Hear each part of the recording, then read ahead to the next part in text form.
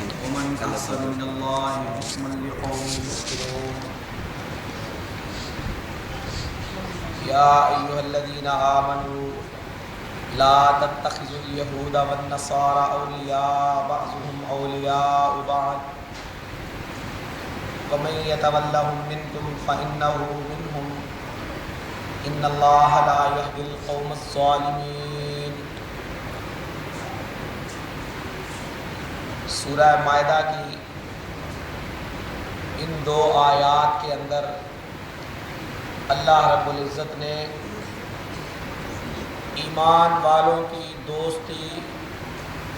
اور ان کے تعلق کا معیار بتلایا ہے کہ ایمان والوں کا رشتہ، دوستی اور ناطہ کن لوگوں کے ساتھ ہونا چاہیے۔ افحکم الجاہلیت یبغون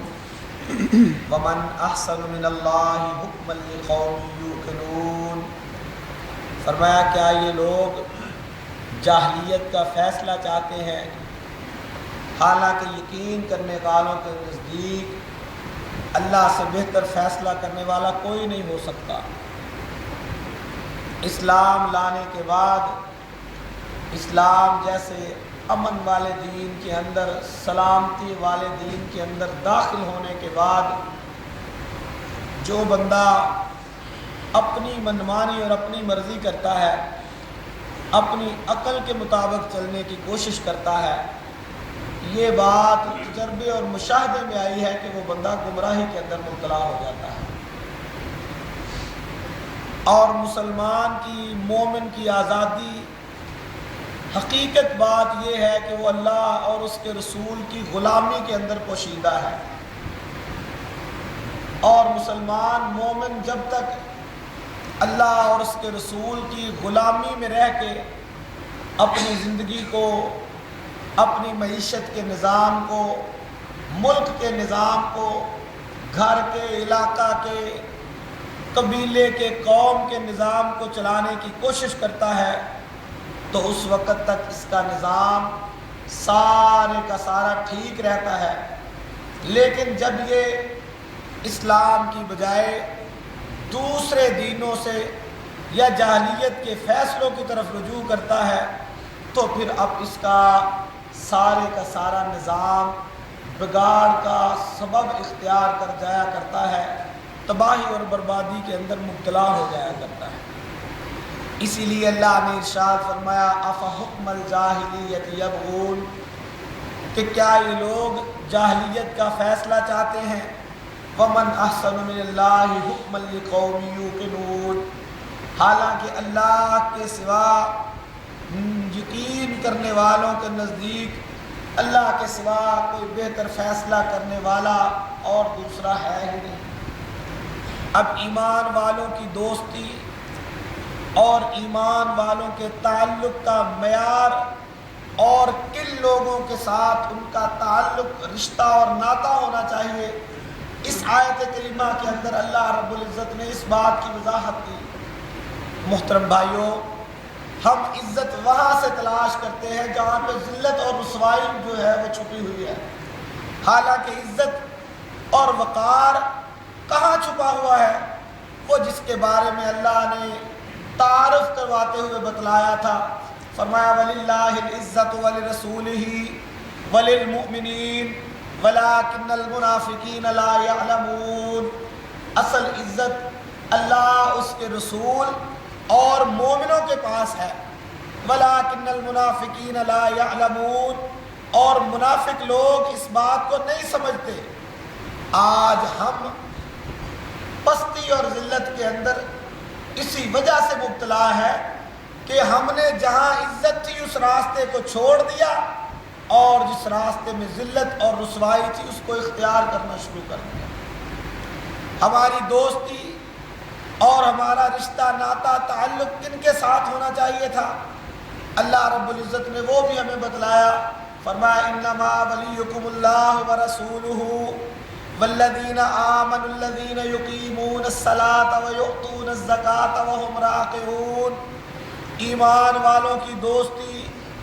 ولیکم اللہ ورسولہ، اللہ اور اس کے رسول کے ساتھ ہونی چاہیے۔ والذین آمنوا الذین یقیمون الصلاۃ، اور ان لوگوں کے ساتھ جو ایمان لائے، یقیمون الصلاۃ، جو لوگ نمازوں کے قائم کرنے والے، نمازوں کے ادا کرنے والے،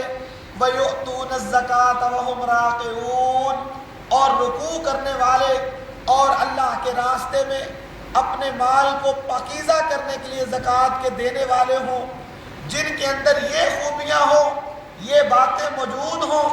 حقیقتاً وہ ایمان والوں کے تعلق دار ہیں، حقیقتاً وہ ایمان والوں کے دوست ہیں، اور جن کے اندر یہ خوبیاں نہ پائی جائے، جن کے اندر یہ چیزیں نہ پائی جائیں، وہ ایمان والوں کے دشمن ہو سکتے ہیں، مسلمانوں کے کلمہ گو لوگوں کے دشمن ہو سکتے ہیں، دوست کسی صورت بھی نہیں ہو سکتے۔ آج ہم دیکھیں ہمیں نقصان کیوں ہوتا ہے، دنیا میں ہم ذلت اور رسوائی کا شکار کیوں ہیں؟ اس کا بڑا سبب ہمارے ملکوں کے اندر ان کا نظام، سودی نظام کا ہونا، معیشت کے اوپر غیروں کا کنٹرول، ہمارے قانون کے اوپر غیروں کا کنٹرول۔ جہاں اللہ اور اس کے رسول کا حکم ہونا چاہیے تھا، وہاں دوسروں کے حکم، جہاں اللہ اور اس کے رسول کی بات چلنی چاہیے تھی، وہاں یہود و نصارہ کی بات چل رہی ہے۔ یہ وہ بہت بڑا بگاڑ کا سبب، یہ وہ بہت بڑا تباہی کا سبب جو آج ہمارے معاشروں کے اندر سرایت کر چکا ہے، اور جن کی وجہ سے معاشرے اپنی اصلیت کھو چکے ہیں۔ اللہ نے اپنے پیغمبر صلی اللہ علیہ وسلم کو اس لیے یہ بات خبردار کرتے ہوئے بتلائی، یہ یہودی، یہ عیسائی آپ کے ایمان والوں کے کسی صورت بھی دوست نہیں ہو سکتے۔ اگر یہ دوست ہوتے، تعلق دار ہوتے، ناطے کے قابل ہوتے، تو اللہ کے رسول صلی اللہ علیہ وسلم ان سے ناطہ رکھتے، ان سے تعلق جوڑتے، لیکن یہ اپنی سازشوں کی وجہ سے، اپنی بدعمالیوں اور اپنی بے ایمانیوں کی وجہ سے مدینہ سے نکال دیے گئے، حتیٰ کہ خیبر کے اندر پھر یہ لوگ رہائش پذیر ہوئے۔ اللہ تعالیٰ نے پھر اپنے محبوب کو یہ بھی کہا کہ اب انہیں خیبر سے بھی نکال دو، اور رسول اللہ صلی اللہ علیہ وسلم نے پھر ان کی بدعمالیوں کی وجہ سے، بد کرداریوں اور ان کی سازشوں کی وجہ سے خیبر کے اندر بھی انہیں ان کے ساتھ جنگ کی، اور جنگ کی صورت میں ان کے سرداروں کو قتل کیا،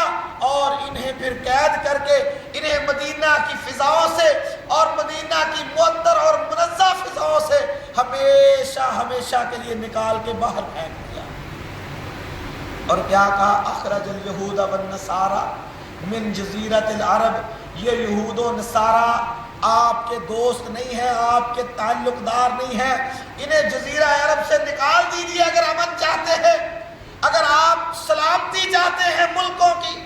آپ نظام کو بچانا چاہتے ہیں، تو آپ ان ظالموں کو نکال دیں۔ بھائیو، آج جہاں بھی فساد برپا ہے، جہاں بھی دنیا کے اندر ظلم اور تشدد ہو رہا ہے، زیادتی، دہشت گردی، بدامنی ہو رہی ہے،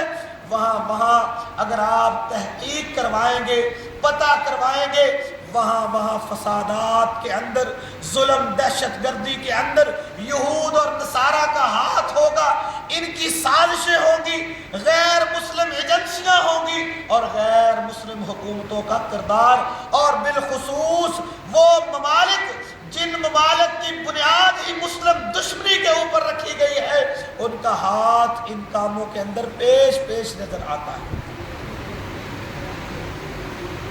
فرمایا یا ایھا الذین آمنوا، ایمان والو، لا تتخذوا الیہود والنصارى اولیاء بعضهم اولیاء بعض، تمہارے لیے یہ بات لائق نہیں ہے، تمہارے لیے یہ بات جائز نہیں ہے، ایمان والو یہودیوں اور عیسائیوں کو اپنا دوست نہ بناؤ۔ اولیاء بعضهم اولیاء بعض، یہ سب ایک دوسرے کے دوست ہیں، تمہارے کسی صورت بھی دوست نہیں ہو سکتے۔ اور بھائیو، یہ ہمارے کیوں دوست نہیں ہو سکتے؟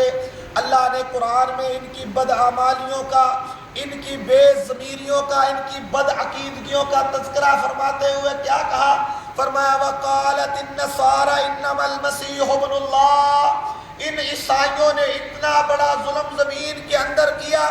زمین کے اوپر اتنی بڑی زیادتی کی، اتنا بڑا شرک والا عقیدہ گھڑ کے لوگوں کو گمراہ کرنے کی کوشش کی، وہ کیا تھا؟ فرمایا انما المسیح ابن اللہ، نعوذ باللہ مسیح ابن مریم اللہ کے بیٹے ہیں۔ یہ اتنا بڑا عقیدہ، اتنی بری بات جس کے بارے میں اللہ کا قرآن تعارف کرواتے ہوئے بتلاتا ہے، حضرت لقمان کی نصیحت میں اور باقی قرآن کی آیات میں یہ بات ہمیں ملتی ہے، ان الشرک لظلم عظیم۔ زمین کے اوپر کوئی اگر بڑا گناہ ہے، قتل بڑا گناہ، چوری بڑا گناہ، ڈکیتی بڑا گناہ، زنا بڑا گناہ، بدامنی پھیلانا، زمین کا امن خراب کرنا، دہشت گردی میں مبتلا ہونا، یہ بڑا گناہ ہے۔ لیکن فرمایا ان سب گناہوں سے بڑا گناہ کون سا ہے؟ وہ یہ گناہ ہے ان الشرک لظلم عظیم، یہ شرک بہت بڑا ظلم ہے،